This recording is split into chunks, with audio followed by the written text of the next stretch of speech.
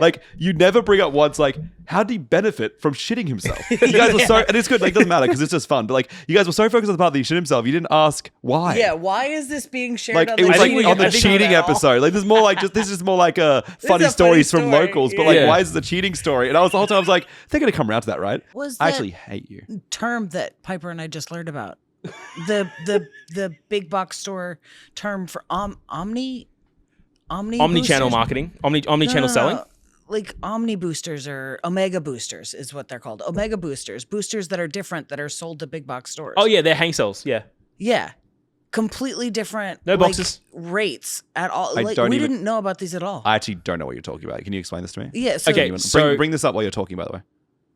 bring up what? Omega boosters. look up Omega Booster. Oh, okay. MTG Bring Omega up I can, Booster. what? describe Bring it. up what? Bring up what? Bro, you're running the computer. Actively describing to me. need a huh? You're like, I just learned about this brand new thing. Bring that one up. Bring Yeah, what yeah, up? bring what? Bring up a Rek'Sai list that went well at Vegas, I guess. No, I can't. No, I can't. Yeah, none of them went well at Vegas. So Idiot Rek'Sai they're players. collector boosters that are individual that have been packaged into bigger cardboard boxes. So they're packaged, like when you sell it to Walmart or Target or a big box store in America, they're packaged individually with that extra cardboard around Yeah. it. It's a hang cell. Yeah, a hang cell. Those cards Oh. have a completely different hit rate because they're sold in larger lots. Yeah. Oh, I see. Yeah. That's like the 'Cause they're blister. not- it's like the blister of the booster, right? Yeah. Yeah, of So course. those I know what you're have talking about now. totally different hit rates, and The those hit ratios are rates, all changed. Yeah, the ratios Yeah, are completely it's- fucked, look- and so they're slightly more affordable online. So when you're looking for boosters online, you can find Omega boosters, and they're a little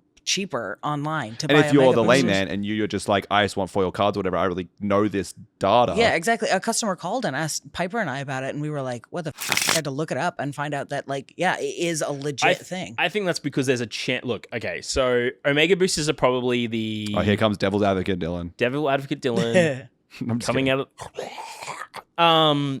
White man plays Devil's Advocate. This is everyone's favorite Everyone's guy. favorite by the way. Thanks, Maro. Look, I think a lot of people. I want to say there's probably a bit of confirmation bias on it, purely because the boosters have a chance at a higher hit rate because they're not collated into boxes already. Well, hang on. Sorry. Aren't they a lower hit rate is what we're talking about? That's why they're a little bit cheaper? it's a completely more It's just clearly random. randomized. Because Yeah. clearly it's because they've just opened boxes and emptied them into blisters. No, they don't even do that. In the sense of sorry, Sorry, the not boosters are literally- all manufactured into a big pool. Sorry, that's what I'm trying to say. Not literally Yeah. opening the boxes and putting them in. That makes no sense. I'm saying yes, what would normally go into a filter that they would filter into the boxes, essentially filtering those type of boosters they want, the ratios you'd expect from those boxes, they're just put into a giant bucket, essentially. Yeah. So And even then, sometimes not all those boosters end up it's literally I would argue that the Omega packs are probably the more true representation of pull rates. Because it is truly you're not Because clouded. a booster box is seated. A booster box is seated. ratioed is No, more accurate. it's not seated. It's not seated. It's not seated. A It's booster ratioed. box is if you look at the manufacturing process, a booster box is roughly 12 boosters together put into a box.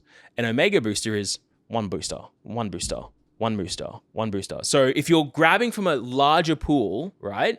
But you're grabbing in clumps together, they're likely to all be manufactured together at the same time, which means they've all been collated together at the same time. So it's more likely that you'll have a range of collation.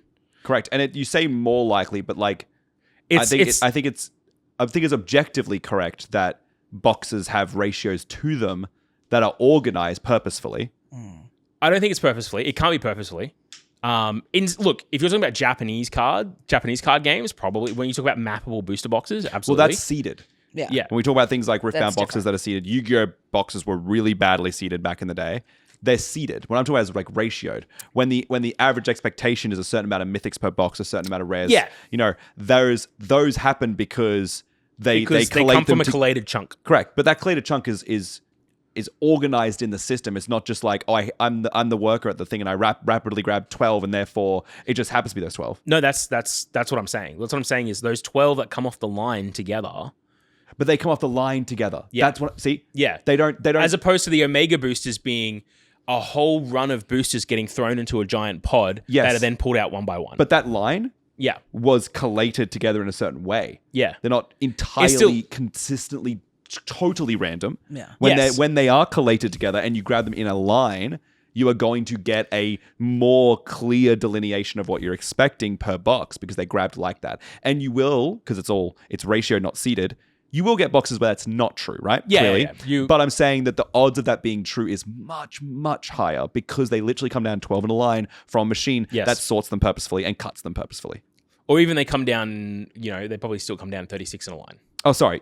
12 is an arbitrary number. I didn't even say literally 12. But yes, I would argue that they would probably likely come down to 36 in a line or 64 in a line. Sure, yes. Purely just because 36 or 72 in a line, which is 2 boxes. And they would be makes grabbed in that kind of 6 booster chunk. Correct. Yeah, that's absolutely correct. But yeah, that's what I'm saying is that I think it's more of the Omega boosters are a true representation of individual pull rates.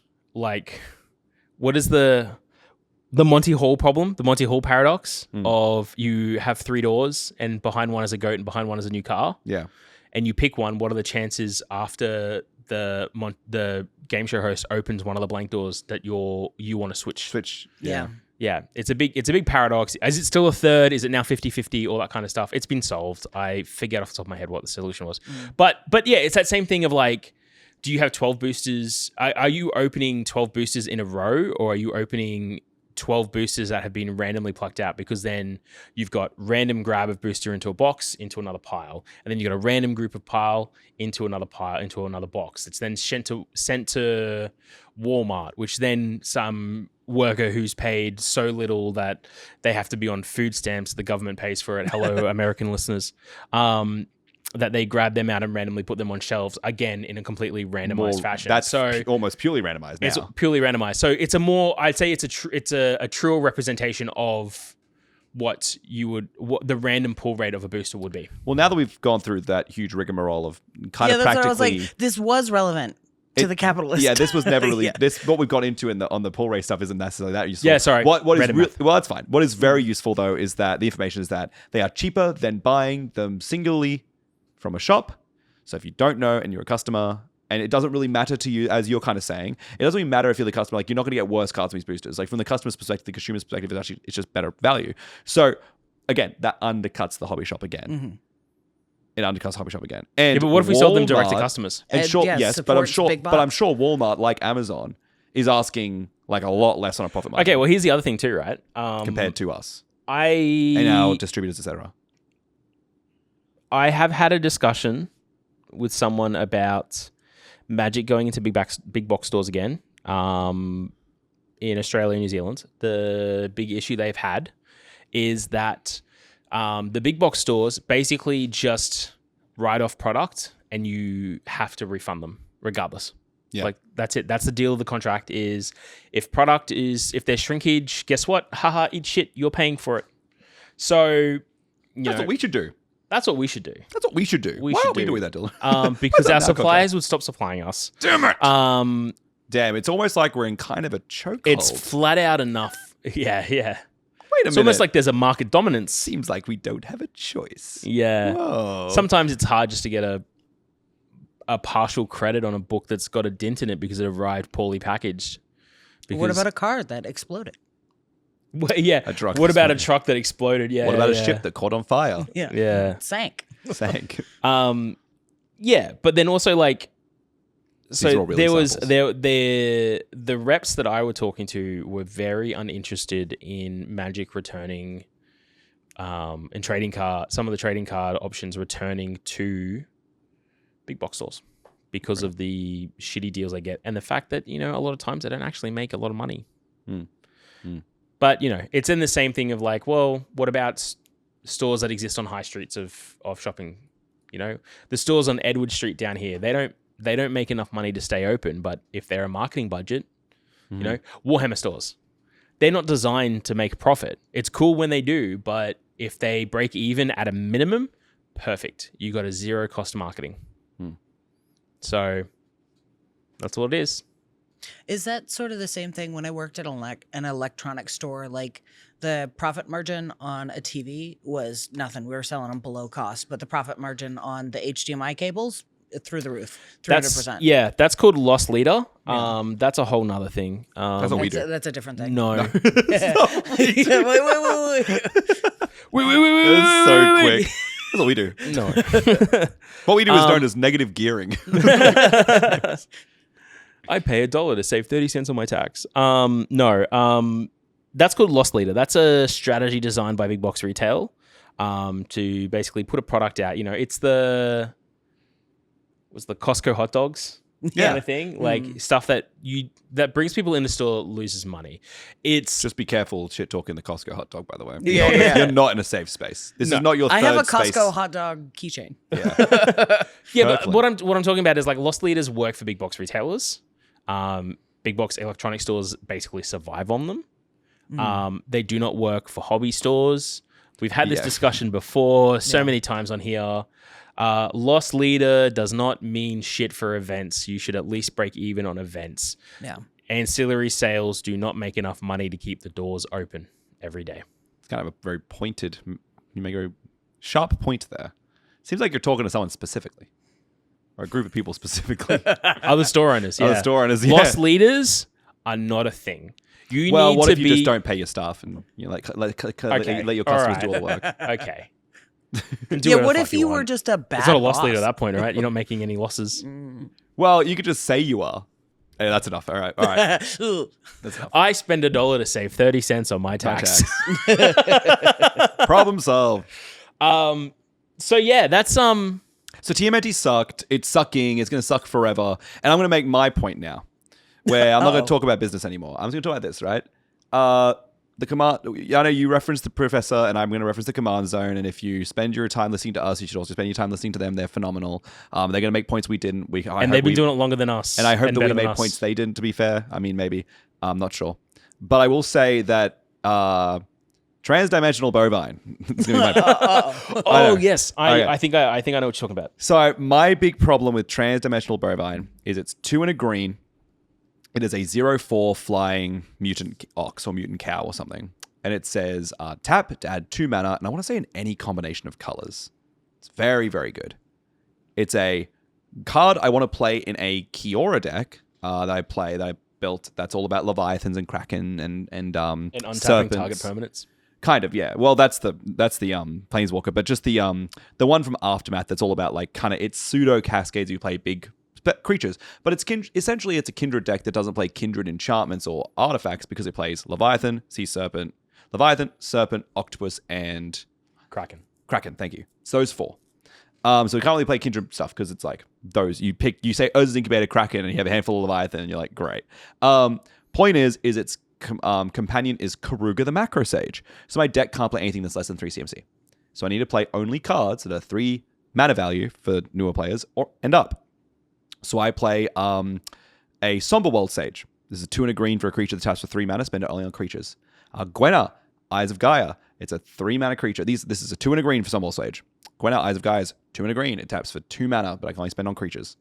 And there's another one that has... It's like attached. It's got Biorhythm attached to it. It's another creature. It's Shaman of the Forgotten Ways. It is a 2 and a green creature. It says tap, add 2 green mana. Spend this mana only on creatures, the ability of creatures. And Bovine is 2 and a green for a flyer that taps for 2 mana in a combination of colors. Now, Commander, right, is a singleton game. Yeah. And I play a Blaze set now of transdimensional Bovine in my deck. And TMNT is probably one of the worst for this. Spider-Man was pretty bad for this. TMNT is really bad for this. And this is kind of weird. This is not unique to Universe Beyond. This is Magic's current philosophy. This is true a lot about this, like the common and uncommon level, which I play a lot of Pauper EDH, so it affects me a lot there too. And Lorwyn was the first set in a long time that will break this mold, and I'll explain why. But lots and lots of cards getting fundamentally reprinted. Yeah.